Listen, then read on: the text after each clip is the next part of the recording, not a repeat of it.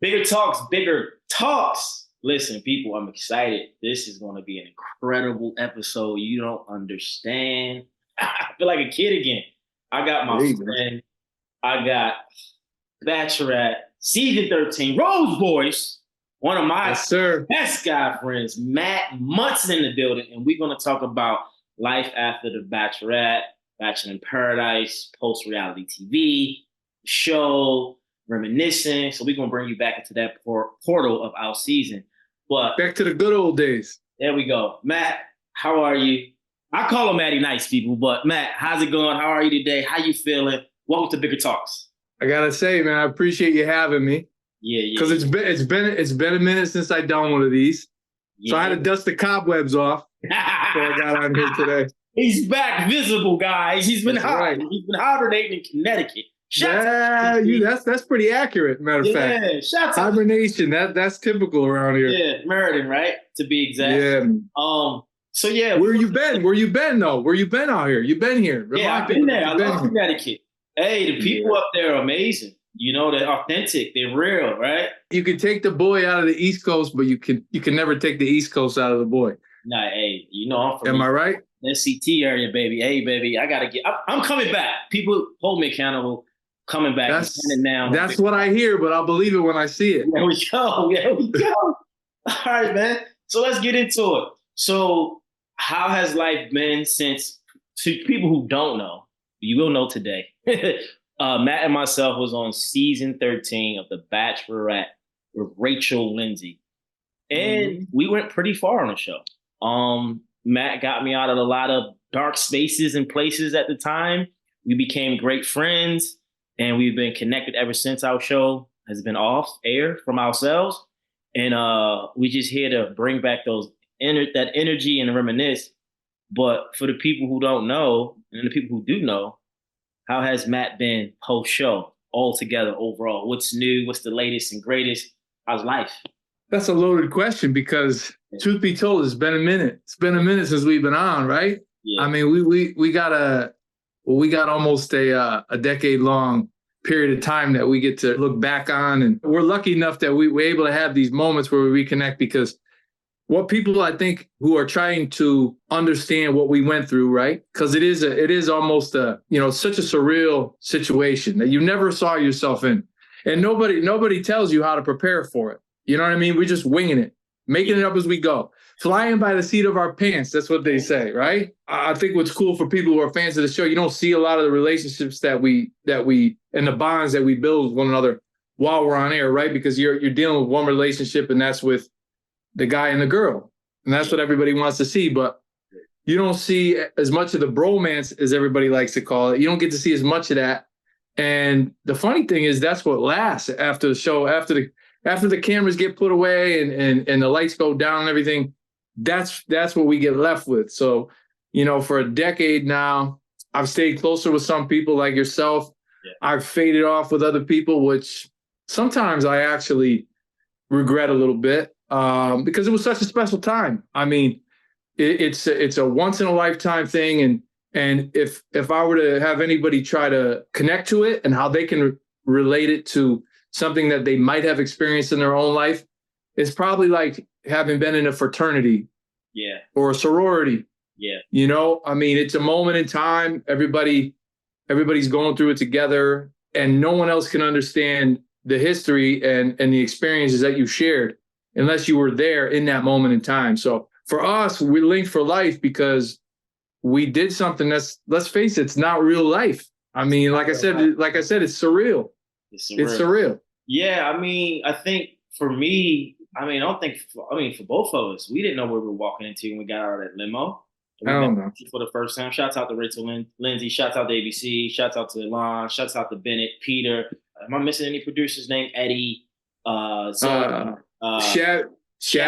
Shouts out to Shabby. Right. Lindsay. Don't forget Lindsay. Yeah. Julie last week. And, she was like, "Hey, how's Matt?" I was like, "Matt's great. I talked to him actually 2 days ago." And she's like, "That's right, because he's from Connecticut. I'm from Connecticut." I was like, "Oh, that's right." She said, "To be honest, Eric, to be honest, you group of guys were probably like maybe the last season of like the real people, before all the social media stuff took place. So to people who don't know, Matt and I was on the show in 2017. So I think in 2017, that was like the beginning phase and stages of Instagram deals and brand partnerships. I want to grow my following, to get fame and all those things. We didn't know that before we went on to the show. We wasn't aware of that. They're actually casting people who might have a following who might help the show, right? That's a good point. Yeah.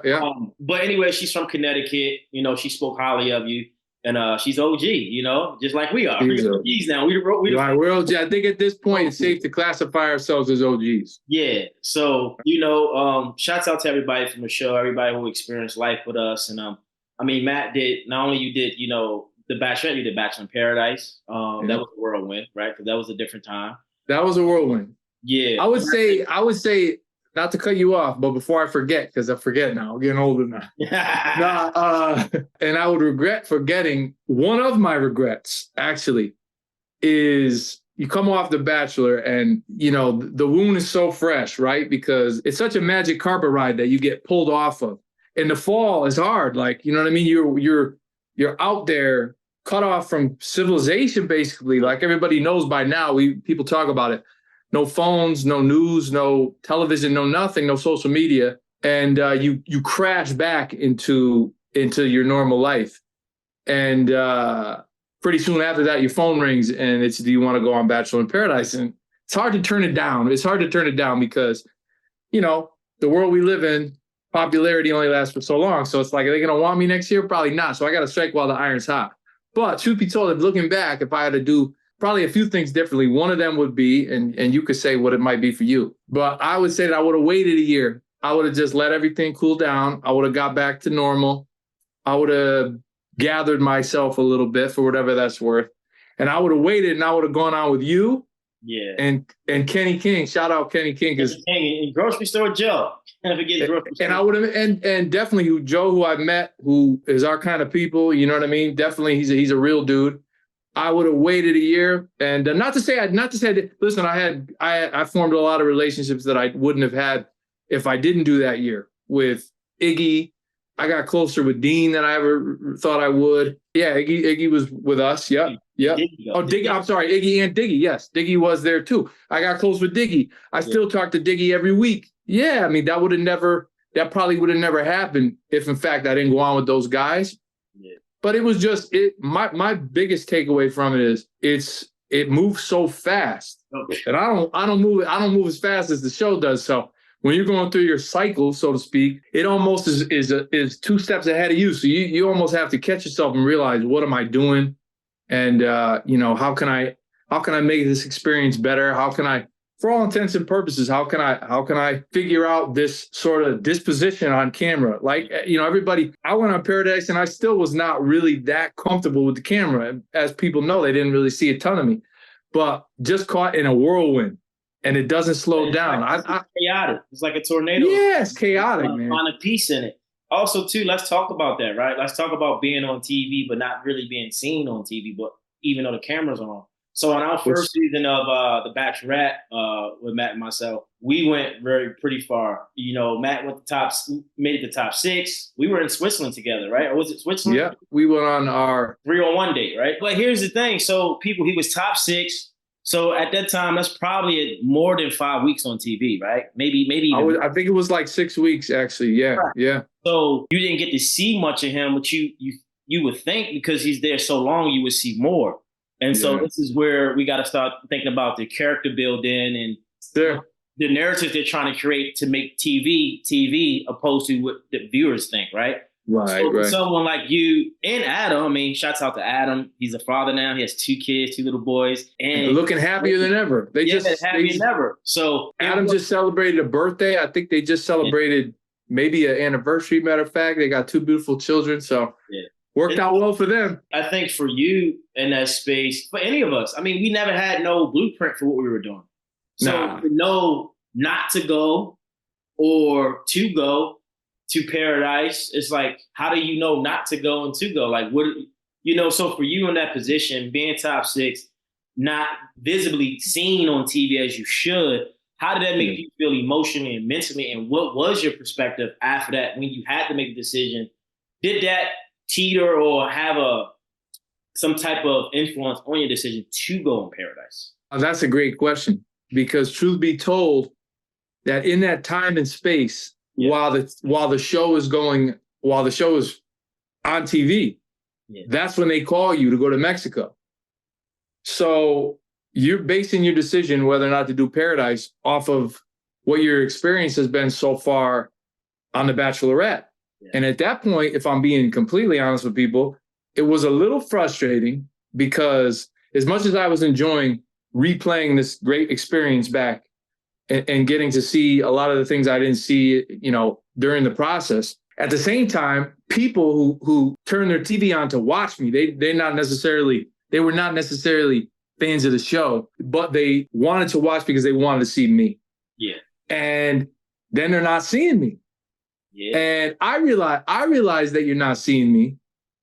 It probably didn't bother me as much as it bothered them not to see me. Because I was so nervous about if you did see me, how was it going to be? Look, it was almost, you know what? There's a lot of actors who still to this day, they don't watch any of their material. They don't watch any of the TV shows, movies that they've done, because they cringe when they see it. It's not a comfortable thing. Anybody who has an experience watching yourself on television, it's not an easy thing to do. I mean, it's cool, but it's not where we were exposed. This is reality TV. Right.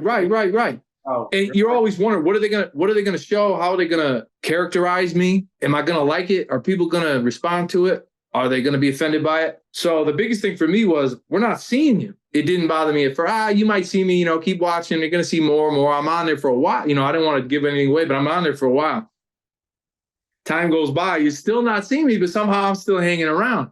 But now the question that, when are we going to see more of you? I don't even like the show. Well, I want to see more of you. Well, that's what I'm watching for, Man, I remember having a quick moment with my father who he don't watch any reality TV, but obviously he's tuning in for me. He didn't care if he saw little bits of me or the whole, plenty of me. One way or another, it didn't bother him. He was enjoying the experience too. But he said, I can't help but notice that we're not seeing a lot of you. And he was just checking me like, how does that make you feel?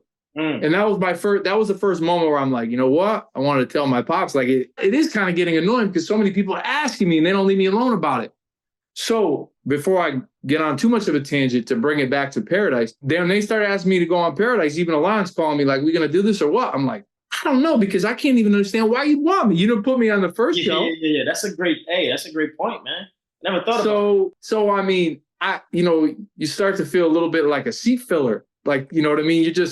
You're in there to take up space, but you're not really serving a purpose. So for me, I'm like, what's the point? Right. What's the point? It sounds great. For everybody always asks too. You're making a little bit of money. You're getting paid to have a good time, basically. You're sitting on the beach, getting a tan, meeting people. You're on a resort. It sounds great, but I'm almost a little bit paranoid now because I'm like, I'm not doing anything for your television show. You get a little paranoid, like, well, you're just kind of using me now. But I trusted, again, shout out to Alon. I trusted Alon that, he told me there would be a moment for me, which there was at the end of The Bachelorette, and that people are going to want to see more of you. And for people who don't know Alon Gale, you don't question his intelligence. He's a smart dude. So I said, I'm going to ride with him no matter what. Creator of Fuckboy Island. Oh, man. And what's the new one? Yeah, it's a new one. Everyone watches that on reality TV. He's created that show. So he's one of the EPs, executive producers, if I'm not mistaken. And maybe you're right. I'm not sure, but that's his show. He's got a lot to do with it. Man's a genius. Yeah. And he's a good dude. And he just told me, basically trust the process. Like athletes here, right? I mean, like anybody that does anything in entertainment hears from people who are, trying to guide them. And I trusted him. You know what I mean? Not everybody do you trust, but I trusted Alon. And he said, just keep going with me. Let me bring you along. So I said, fine, let's do it. And I went out there and, actually, I always go back to this, but you can't help but mention the fact that we were the year that almost ended the show, really. Yeah. That's when the scandal broke out, And I had an opportunity to go that season. I think it was season 4, season 5. I didn't go. Yeah, I believe 5, yeah. I went the following year. But to go back off what you said on making that decision, it kind of feels like, or felt like to me when you were saying it, is like telling your people to come to your ball game and then you're not getting in the game. It is like, Absolutely. why I'm gonna tell y'all to watch? I'm gonna watch no more because it's like they're not putting me in the game. So why even put on the jersey, right? Yeah, You're not just satisfied with just having a position. You're grateful, but like show me like what we doing. Put me in the mix. I want to preface that to people listening. There is a shadow side to the Bachelorette. Oh hell yeah! Just like the reality television. Right. You know, there's moments where mentally, emotionally you are off because you're worried about how you're going to be viewed. I mean, when I went on Paradise, I was the villain. I'd have never thought that would happen. Right. Right. I was like, they flipped you. And I got more followers than being absolutely fan favorite. I said, oh, this is interesting. So yeah. it's that's the confusing part. But now you get it looking back, you know? Yeah, you get it. So for you went out there, you know, I think that's when the scandal happened. All hell broke loose. I think y'all was ended Bachelor in Paradise. Like, how did you grow through that? Or how was the experience for you altogether? I mean, if you want to know the truth, I was a little relieved. Really? Well, I mean, no, I'm saying really in a place like, tell me more. Really, like, I mean, you're caught in that. You're caught in that tornado. You know what I mean? Where like, you know, I come from a small place, so yeah, I didn't know a lot of people who did this before me. It's not like I could pick anybody's brain. Like, what do you go through? How was it? There's a couple people now who have been on, who are from a similar area to me, and they reached out before they went, like almost a little bit scared, like, you know, what's this going to be like? I didn't really have that. So I was just going into it blindly. And so I'm on this magic carpet ride, basically. And so I was a little bit, when I got off The Bachelor, I was like, okay, I'm going to go home. I'm going to chill. I'm going to collect myself. I'm going to be with my family, be with the people that I love. And then hopefully I'm going to have another opportunity. But instead, I decided, like I said, you got to strike while the iron's hot. And people actually want you to do this. They're calling me now. They might not call me in a year. So when I went there, right now. Yeah, absolutely. Listen, man. You see how listen, we speaking things in existence over here, Bigger Talks. You never know. You never know. Honestly, but again, not to go off topic, but I don't even know if we're going to get a Paradise this year. Oh, yeah. You did say that a few weeks ago on a call. Do you think the ratings are low? Like, what's going on? Oh, it's just kind of watered out because it's like it's not the same. Because Chris Harrison has left. A lot of the producers. We brought that up. Yeah, I mean, we talked about Alon. He's no longer with him. But, I mean, I think people were looking for a breath of fresh air. And strangely enough, it came with an older cast. I mean, people really gravitated towards the new show. Towards the Golden Bachelor. Yeah, Golden Bachelor. People were loving that. So now they want, from what I understand, they want to produce more of that content and get away. And I think it was good for them because they reconnected with some of their audience that have been with them since day one. I mean, people that are in their late 50s and 60s and 70s. Now all of a sudden they can connect more with people who are part of their peer group. So I think they found that it seems like that the ratings skyrocketed. So then they said, you know, we got to go where the money is. So maybe Paradise has lost its luster, I guess, in a way. I mean, people don't think about the business side of TV. We always think about the perception side. You know, I didn't realize that until I was in Paradise that it's a game. It's really like, yeah, you got to be yourself in it, but it's all about chess and not checkers, right? Hell yeah. You know, there's so much stuff I've done on camera that never made it to the camera. When I had said something on a date, and I was like, I'm bilingual. I speak 2 languages. And they were like, what is that? Body language. You know, the girl laughed. Yeah. You don't catch that. Where I apologize to a woman on the beach. You don't catch that. You don't see it. Being the villain, right? So I say all that to say, at the end of the day, reality TV in any capacity is a business. If you don't sell tickets, you don't have a show. Right. For us, we were kind of new to it. We were kind of like the older cast too on our season, as far as the men. Yeah, we were. Ryan was the oldest at the time, and that's what it was. And fast forward, you do 2 shows. Let's update us or update the people on like. Then after that, you know, you did some stuff in Connecticut. I'm pretty sure. And then, from my experience, from what I know, you did attract a relationship. Am I wrong? I did. Yeah. How? Yeah, I mean, because honestly. You're the OG who probably was the first person, if I can remember, who had a real actual relationship post-show outside of the show from someone that wasn't a part of the show Right, right, that I right, can right, recall. right. You know what I'm saying? How I was that? think That there was were, like a year or two after the show, or 18 months after the show? yeah, man. I think I got into a relationship probably while Paradise was still on the air. Ah, look at You know what I that. mean? So it's a double-edged sword because you go on the show with the intention of you want to meet somebody. I mean, I would say, especially with our cast, I thought we were a normal group of dudes who it hadn't worked out for Yeah. who knows what reason. But now we were gearing ourselves towards, man, we're going to make a big enough commitment to trying to meet somebody that we're going to do it in front of the world. You go on there, you come off, people come to know you as somebody who's looking for somebody. So what I always thought was interesting was everybody's trying to set you up. I don't know if you had this experience. I mean, it's different for everybody, but I know that like where I'm from, right? Fact that I'm older, I'm single, is not all that common. Most people around here are linked up by now, married, kids, whatever. So the instant reaction of the people who were watching the show, knowing that you were, man, he went on there because he wants to meet somebody. I mean, that's what people boil it down to. Yeah, that's perception. That's the premise. Yeah. Which was true. I mean, I was willing to take a leap of faith, and hopefully it would work out. So in the long run, it did. I met somebody, but I remember at the time, like everybody's trying to hook you up. That was for me. Everybody's got somebody for you. And I think the big thing is that not only that everybody else is trying to hook you up, the person you're meeting or trying to be with you is trying to hook themselves up with you. Right? Oh yeah. Because I always fought through, have a challenge with, is this person really for me, or are they with me because wow. of this platform? No one really speaks to that. No one's. I've met people and they say, "Well, I don't care about that." And it's like, yeah, but that's the only way you know me. Right. You don't care about it.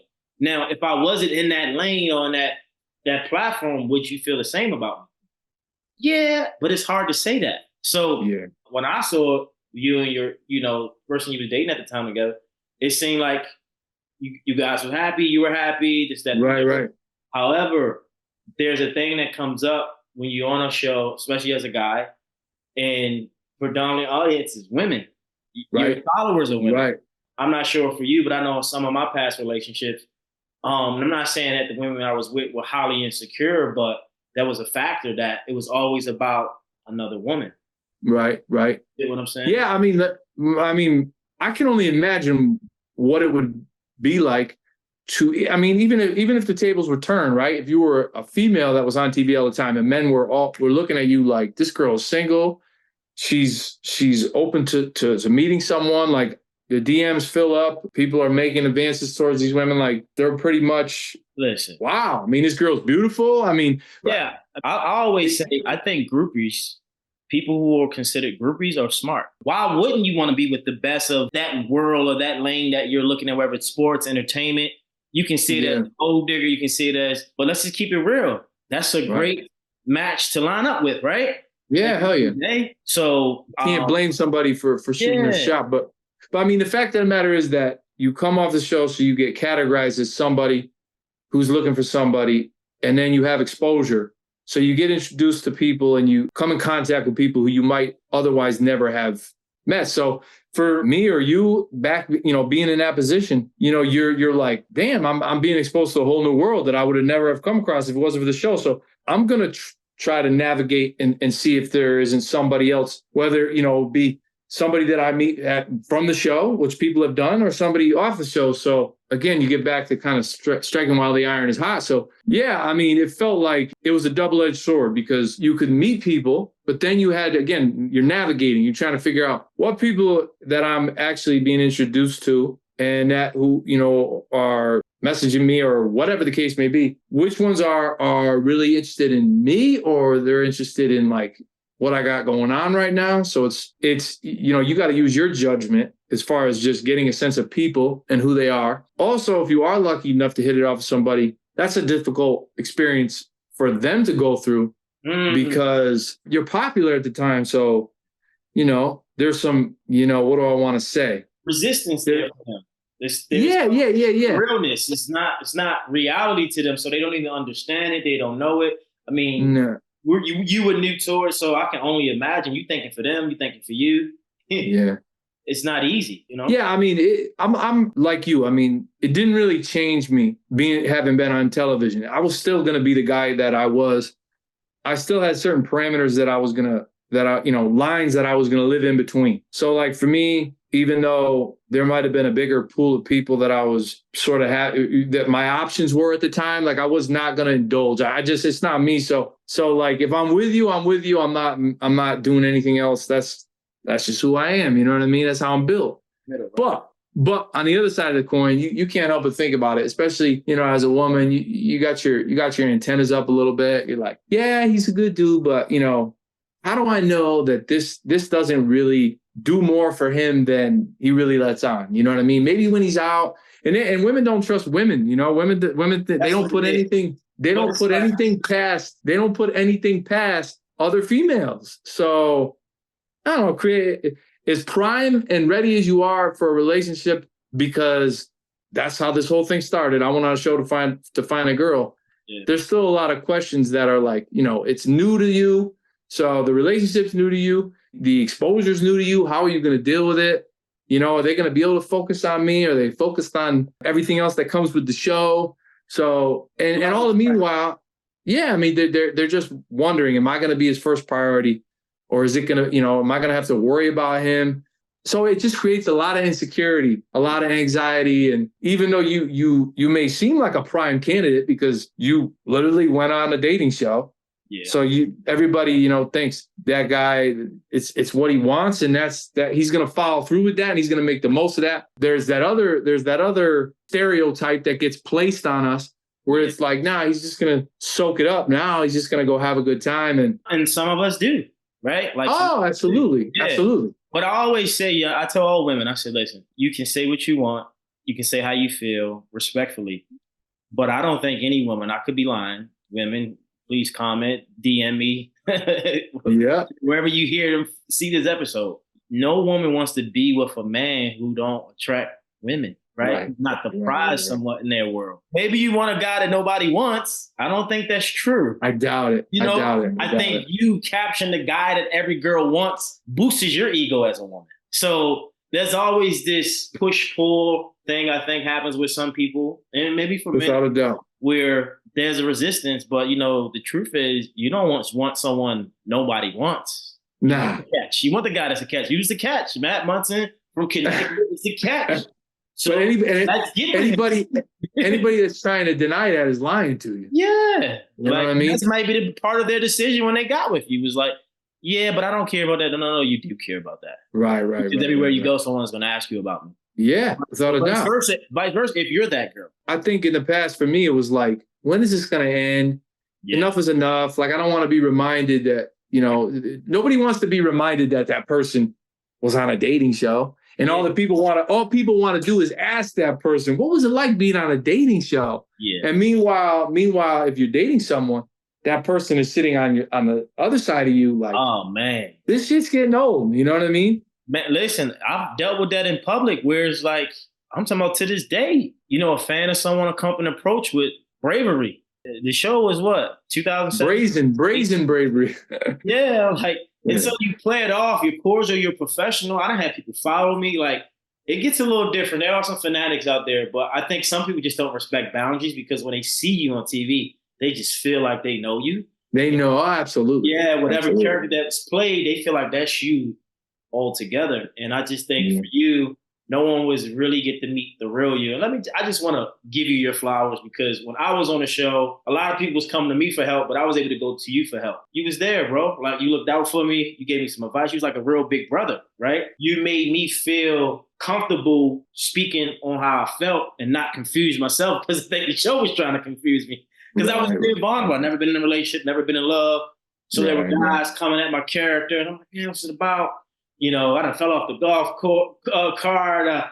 Hey, let's talk about the basketball game, please. But yeah, you and I was in a basketball date. And by the way, Matt not only is a great brother and a great friend, and he supported me in my, tough moments, but he also can play basketball. We had a basketball date, and Matt was cooking. Let me tell you something. He was cooking up. He was like Steph Curry out there. I'm like, tell him. I said, Matt, what's going on? I said, brother, you got to stop. So we had like a little competitive moment, but I think at that moment, that's when I realized like I won't be on this guy's team because just as an individual outside of the show, because he ain't showed no remorse. He was just like, hey, I'm bringing it. We built such an authentic connection. I'll say this, and then there was a term, people who watched Bachelorette season 13 with Rachel Lindsay, there's a term that goes, there she is, right? So Matt Munson is the creator of that word. So when you go back and watch that season, just be aware of it, like, there she is. And so I'll let you go. I'll let you speak on what I just said, but if you can elaborate on where did the there she is come up and how did you even get to that point on the show? Well, I thought it was twofold actually, because I think we heard that was kind of Brian's like instant. She walked through the door. He pretty quickly, it was there she is. So then we started to imitate a little bit. Okay. So then it took on a life of its own. Yeah. And to me, it was like, it was just a way to get into the moment of like, everything's got to turn up now. The smile's got to be bigger. I mean, we were all, listen, you're a bunch of dudes who see nothing but one another for all day long, sitting and playing cards with each other. We're all by the pool. We're looking at each other. So when a woman enters the room, you're just like, thank God we need. That's what happens. We need some female energy in this place. Yeah, for sure. So it was just like a way to flip the light switch on. That when we saw her come in, it was like, and it may have even extended beyond just Rachel. It might have went to other females when they came in, whether it be producers or whoever was coming into the room in the moment. We would just say, there she is, because it was like, oh man, now we can stop looking at each other and we can. There's a woman in the room now, because there's 20, 25, 15, 12, 10, whatever, however it got whittled down. It's all dudes all the time. Yeah. So it was refreshing to see a woman. And I thought that was just like a way to lead into that. Like, there she is. Everybody looked in that direction, and it changed the whole mood of the room, basically. Yeah. And it was the thing. I even used that term outside of the show. Like, there she is. Yeah. It was a habit. It was almost a habit, right? Yeah, it was fun. And then I think those are the moments I missed the most. When we were drinking in, where were we? We were in Copenhagen, I think. Weren't we in Copenhagen? Yeah. Drinking tequila. I was like, Shabby, get the, where's the... there's video of that. Video of that. I gotta find out. Yeah. Like, I may or may not have been. Nice. Never think you would be in Switzerland. Top six. I think I might have tried to make it seem like I could dance for a minute. And that's a classic video. That's out there. Yeah, I gotta post that. What people don't realize is that I think by now so many people know a lot of the mechanics of the show, how it works, everything. But those were late nights. We were up 2, 3 in the morning. Was nothing. That was nothing for us to be up that late. Rose ceremonies, man. A lot of tequila, a lot of champagne. Yeah. So, and you're running on adrenaline. So there's excitement. There's a little bit of anxiety. So that was one of those moments where we were all just like winding down at the end of the night, enjoying each other's company. And to be like, to your point, some of the moments that we probably will never forget. And that, the first thing you think about, man, the camaraderie. You know what I mean? That downtime that was pretty special. I mean, we're talking about, we're getting on now. It's all closer to a decade ago, and we still think back. I remember being on the 3-on-1 date, and I think you and Rachel had left, and then you didn't come back. Yeah, I was like, damn, it kind of hit me. Like, what Matt? Oh, they sent him in the van. He gone home. I'm like, what? Yeah. So in my mind at those moments, I had to really think like, oh, it's getting real. It's getting close. Yeah. It's no more fun time. Like, I'm on my closest friends, you and Adam, y'all was my closest friends on the show. Yeah. Oh, AG, Money Mitch, Yeah. And he went home, and then it was just like, damn, thank God me and Brian had a good time, and we ended up at the end. But more importantly, man, what I love about the show and about you, I actually came to Connecticut, and we kept our bond and our relationship. And I think that's what's more important to me in anything in all of life. Forget TV, take TV away, is the relationships I built and who you were and how you showed up for me when I wasn't even around. And I think, this time around, like right now, I think it's your time to get back in the limelight, maybe a podcast for you, maybe radio, maybe a new Paradise is coming. You got Love is Blind. I mean, people ask you all the time, like, would you do it again? To me, I've said this before, whether it be on podcasts or just in person with people, and I'm like, I can't say absolutely fast enough because it's just it's unmatched. You can't duplicate it. You can't duplicate it. You know, people like, would you do it again? In other words, like, do you have any regrets? Do you wish you might have not? Hell no. I would do it tomorrow if they call me, because you don't know what you're getting into, and that's a very general way to put it, because you don't know if you're gonna meet the love of your life. You don't know if you're gonna get to travel. You don't know bonds like this. You don't know who you're gonna meet. Why would you limit yourself? If the opportunity came to me again, it'd be a no-brainer. Now, the other part of it is it's been some time. So you have to, because there have been a couple of instances where COVID affected it and whatnot, but where I was almost going to go back on, and it was very close, very close. Been through all the different, background check, all that pre-production stuff. And I was almost going to go, and some things happened. But looking back, I'm like, you're so excited because you want to do it again. But at the same time, once you get in that world and in that setting again, and there's some time that's gone by, I mean, it's like, you hope that it would be like riding a bike, but you don't really know. I mean, you get reintroduced. Be careful what you wish for. You get in front of a camera again, people start asking you questions at 3:00 in the morning, and you've been drinking a little bit, and you just want to go to sleep, and people think it's just a joyride. I mean, like hazings. They're like a real frat. Like a little bit. I would agree. Yeah. There's some parallels to it. I mean, you can't prepare for something you've never been on. So when we first went on, how can you prepare? No, I don't think. No, even when you go a second, third, fourth, you never can be prepared for what the moment's going to bring, because we don't know what the moment's going to bring. No. And then also, once that's just actually shooting the show, and now the show is done, and now you got to sit on it for a little while, and now you're on. I was pretty lucky. You didn't see a lot of me, but the upside to that is I didn't have many opportunities to offend people, to get typecast as whatever. So you know what I mean? Like you did by being the villain. You know what I mean? Like, you go from being the good guy, and then now you have some moments where people are questioning your motives and all that. You got to be ready for that too. So you be at peace with it. You leave it in the past. I wasn't on TV a lot, but at least people, the little bit they did see of me, they liked them. Now, okay, you want to go down that slippery slope again. You want to do it again, but be prepared. It might not go as smooth as it did the first time. So now you might go on again, and you might shoot yourself in the foot, and now you come on TV and people aren't as happy with this version of you. You know what I mean? So now it's like, should I have let well enough alone? Now I'm back in it again. Sort of the long story short is, we got to try to live in the moment, be thankful for the experiences that we had, not be constantly sort of digressing. The past is the past. It was great for so many reasons. This is the evidence right here. You and me talking. This would have never been. So you got to look at all the good things that came from it and make peace with it, and then just be open-minded, because who knows? Opportunity might come again. You never know. And would I jump on it? Absolutely. Let's fast forward to now, with all that being said, and all the good, the bad, the happy, the sad. A few years after post-show, how has been the dating life? How has relationships in general with people, with date? Like, how has it been for you? Like, post all of the hoopla. Now that we've been, people don't understand the show is not real life. We have right. We're still people who have professions, who have to pay the bills and all these things. Yeah. And so there's a component to your life where you're like, okay, I've done that, but what do I really want? And how do I go about it now that I'm this new person, entity, energy?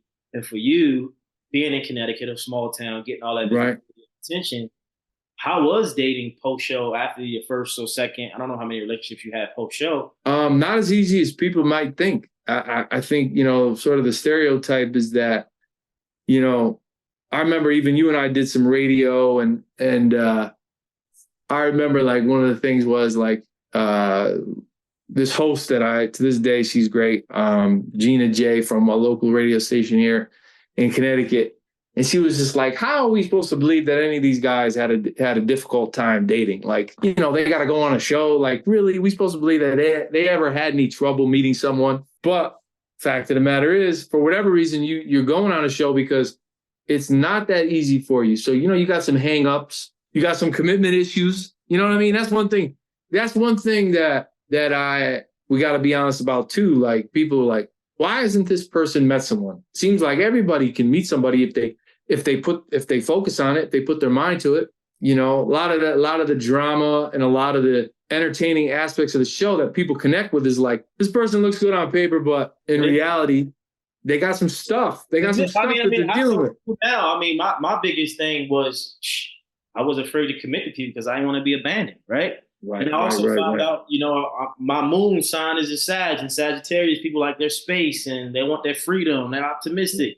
But I also know that in that world, and here's the thing about being on a show, dating show, that's what I kind of realized over the years. People who are in relationships, yeah, they might be in love and they might be happy, but it's not even about that. I think most people, depending on how they were raised, I think most people don't really know their real self, right? So you can be in a relationship, and because I've done so much work, I've attracted people who didn't really know much of themselves, right? Mm-hmm. So commitment is always there, but you can't just commit to anything because it's available. I went from love for years, right? Mm-hmm. Years. And I think some of us do, but I think once you get the roots of who you are and what you know, that person will find you. But it is hard dating when you go on TV. Like, it's not easy. No, because people put you in a box where they assume that you went on TV, so now you're just, you must just be, you know, living that life. You know, you just must be reaping the benefits. They might think you desperate for love, because that's what I, like when we didn't win or when I didn't get what I needed out of it, everyone would try to hook me up. And I'm just like, no, I'm good. Like, I'm cool right now. Like, I don't need. Yeah. And so I just think the biggest thing that I've learned, I want to ask you this, is that the show really healed me in ways I didn't know, right? Right. For you, what were some life lessons you learned from your experiences post-show, even on the show, that made you think about life differently when you was out on the real world? Further and further I get away from the show, it's a struggle for me, because I look back and I go, man, there's a French saying, carpe diem, means seize the day. Yeah. And I feel like that was my quintessential moment where I said, you know what? See, I'm gonna seize the day. I'm gonna capitalize on this moment in time. I'm gonna do something that would scare a lot of people. I'm gonna go for it. And I think the further I get away from the show, I haven't been out there to visit you. You know what I mean? I haven't spent enough time traveling, doing things that was gonna set me up. That was gonna be my new approach. That was gonna be the new way that I live my life. And then, you know, you get a little bit like set in your ways too, especially as you get older. But I mean, what I learned from the show is, and what I always preach to people is, carpe diem, seize the moment. You have an opportunity, you got to take it. You got to take it. And, you know, I got to start practicing what I preach, because what I think you do is that you don't, you know, put yourself in a position or, you know, use your resources to try to create those opportunities for yourself. Like, you've always tried to been insistent upon me putting yourself out there, you know, share your passions on Instagram, like do different things. Like, yeah, you can cook, you work out. Yeah. And I go through phases where you see a little bit of, you know, what I'm about. And then I fall off for a while. And the fact of the matter is, people connect with that stuff. I mean, they want to see, they want to learn who you are. And I think that sometimes I just kind of like get complacent, and 8 or 9 years, whatever it's been. Yeah. Was that? I think all that is true. But what I realized when I even came to Connecticut, and I think everybody listening who's going to watch this episode, really take this in this moment, because I think it's very important and very vital for everyone to have more compassion and grace for themselves. Because what we got to understand is that it's not that you couldn't post more, do more, or be more, right. But the environment you were living in doesn't consist of that, right? I live in LA. So in LA, this is this Tinseltown. It's about showing up, showing yourself, auditioning. So the energy of the environment, like when I came to Connecticut, I was like, oh, I can see how Matt cannot be so motivated at times, because not as motivating all the time. Then it gets cold. It's hot out here.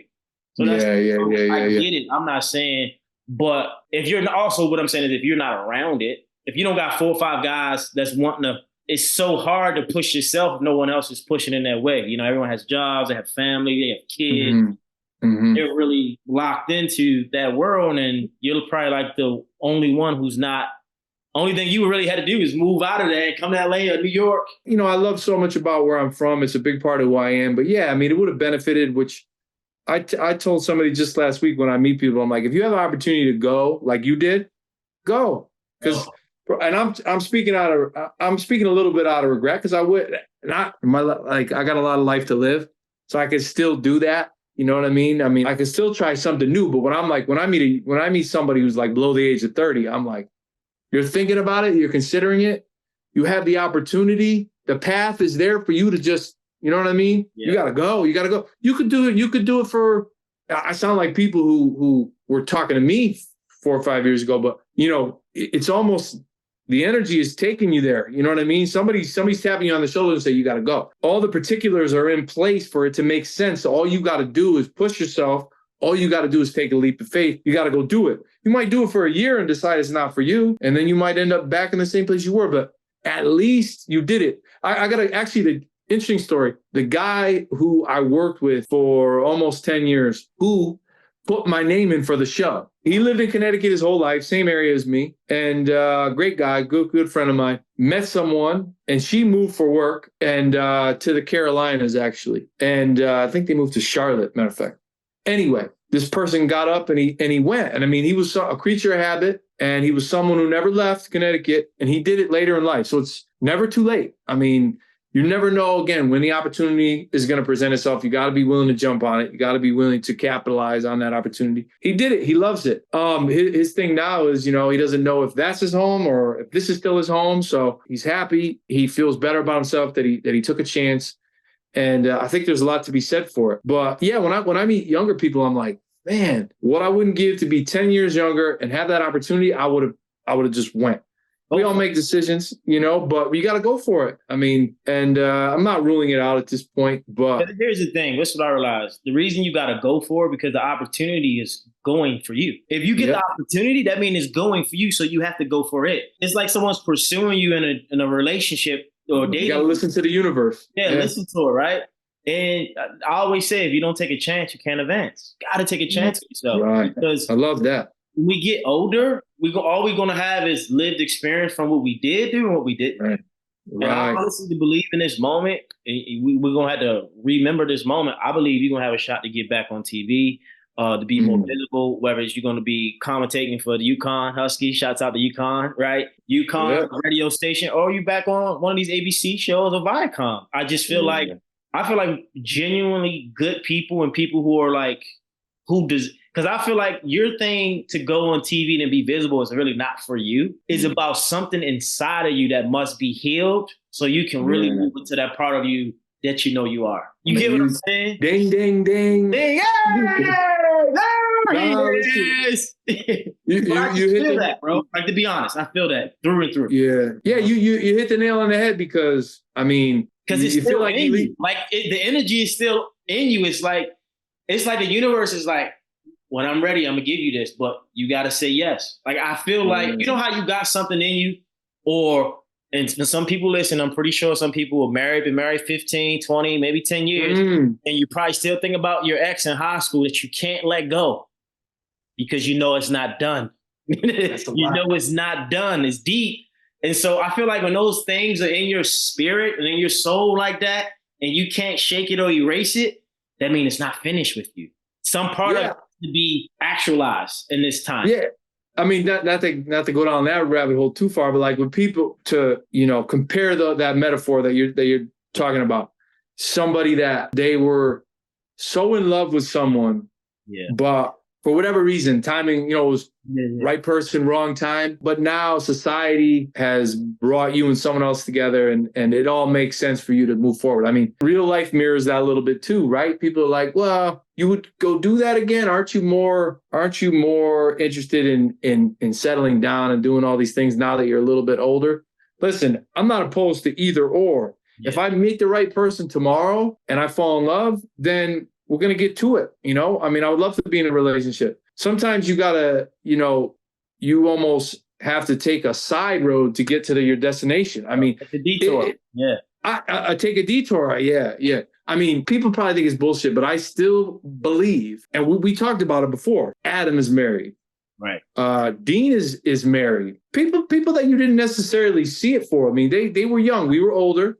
They were still in their mid-20s at the time. Like, you never know the power of the given circumstances in that moment in time. It didn't happen for them right away. They met their person not long after. But I don't knock the credibility and the possibility that people laugh at it. You're going to go on TV, meet someone. Come on, let's get real. This is your environment. Meet somebody. It's not hard to do. Get on an app, do something, get out there. Listen, I'm not on apps right now, but for me, I don't judge anybody who's been on an app, because maybe you should create an app. Man, you never know. You never know. We could come up with one together. No, but I mean, I could never knock someone for being on an app, because they look at me and say, "You went on a show. Yeah. Who are you to tell me?" So, for what I would say is, there is no blueprint for how you are going to find your happiness, to meet your person. So I don't knock the possibility, get back on television, and that just might be the route that you take to get to where you're supposed to be. I've seen it happen. It changed my life. Look at it, I'm doing a podcast. Bigger talks. Oh, wow. Oh, because I went on TV. And guess what? I got this podcast from Podcast One 4 or 5 years ago through someone I met who I was doing an interview on their show. She got me the deal. Mm-hmm. I remember that. You never know why things show up in your vibration, why things show up in your life. It's up to you, us, we, everyone listening, to go for it, to take the chance so you can advance, and don't have fear, have faith, and just trust. Because if it's in your face and you can see it and touch it, that means not part of you wants to do it or should do it, right? Mm-hmm. Because how many times, my cousin was telling me this, he said, "Cuz, you got to think about it. Not too many people get the opportunity to go on TV. So if you're going on TV, it's a reason. And it's bigger than what you can understand. Because you know how many people in the world that have been skipped? It's like sperm, right? Right. Life. So I look at things like that. Like, it's an advantage for an advantage. But if you look at it from, because living in LA, you meet a lot of women who get the Bachelor, they hit them up, and they're like, "I don't want to be cast or single." I said, "Sweetheart, you missing the whole point. You're never going to get where you want to go in life, because you're trying to control it in a way that you don't even know they're going to see you." I mean, grocery store Joe went home first day and he got married. Unbelievable. I forgot Joe. He's another one. Yeah, he's married too. He lasted one day and he blew up. Right. Changed his whole life. Yeah. Changed his whole life. It's like, honestly, reality TV is like real life. You're not in control of any of it. The sooner you realize that, the better off you'll be. Because people drive themselves, and I'm not even exaggerating, people drive themselves crazy trying to live within these certain confines, and everybody else needs to view them a certain way. And if they fall short of certain these parameters and this certain criteria, expectations that other people have for them, they are so worried that I'm going to fall short of the way people view me. And then what is it going to look like? Am I a failure? And they make themselves sick. It's like, you got to be willing to color outside the lines. I mean, and I think that was the biggest moment in my life that changed my life. The moment I spazzed, and I brought everyone in the room, and I was just like, "Keep my name out your mouth." I've never done like that ever in life, but that was the biggest moment of my life to change my life, because that's how I felt. But I felt so bad after that, right? That actually was the best thing that I ever did for myself, was take up for myself in that moment. And it took me to a whole nother trajectory. Instead of me just playing small and playing fear, it'll never happen. So I just think, to your point, and everything you said, like, go for it, live your life, and shit. Let's be honest. Speak your truth. Yeah, speak your truth. You should have regrets at some point in life. You should have, I don't know, doubt, fear, because that's real. Like, if we all had sunlight all day, we wouldn't appreciate it. Sometimes that's a good way to look at it. We need the contrast. If you're a perfect person, nobody wants a perfect spouse. I know I do. Nah. You want somebody real. You want somebody raw, someone authentic. Tell me how you really feel, not what you think I want to hear. Because then I'm not going to get the real you, and you're not going to get the real me. As much as you could be. And I think, like I said, opportunity will be knocking on your door soon. So we're manifesting now, and it's miracle season for Matt. And I'm just happy to have you on this podcast, man, and speak your truth. It just felt good to catch up. And I got to come to Connecticut this summer. Hopefully you'll be in LA. But can you leave leave the people with some words of encouragement, some motivation, or some positivity that they can kind of sleep on, integrate, embody for their life? I know that's when you break it all down, that's why you're giving us the content you do, right? That's what you're all about. I would say there are two things. I would say there's nothing more important than routine. We take care of ourselves. I've had people, you look good. Like, what do you do? Some people like, assume like, oh, he must take something. I'm like, it's consistency. I show up every day. I can't get enough of being in the gym. I've been doing it my whole life. And I would say there's nothing more important than being consistent. And if you have a goal, set it in front of you and chase it relentlessly. And, you got routine is important, but at the same time, as important as routine is, like we were just talking about, sometimes you have to break out of your routine. Sometimes you need to throw caution to the wind and you need to try something new. And again, I'm telling people this because I need to practice it as much as I preach it. Routine is great. Consistency is terrific. But sometimes you need to actually throw all that aside and say, I'm going to try this. I'm going to try it. I never thought I'd listen. I used to write a lot when I was younger. Found myself writing more lately, just putting pen to pad. And I get reminded that I'm good at putting words on paper. You can't limit yourself, and you have to be willing to live outside of the box that people want to put you in, because people think, well, this is the way life needs to be lived. And if you're not doing it that way, then it doesn't make much sense.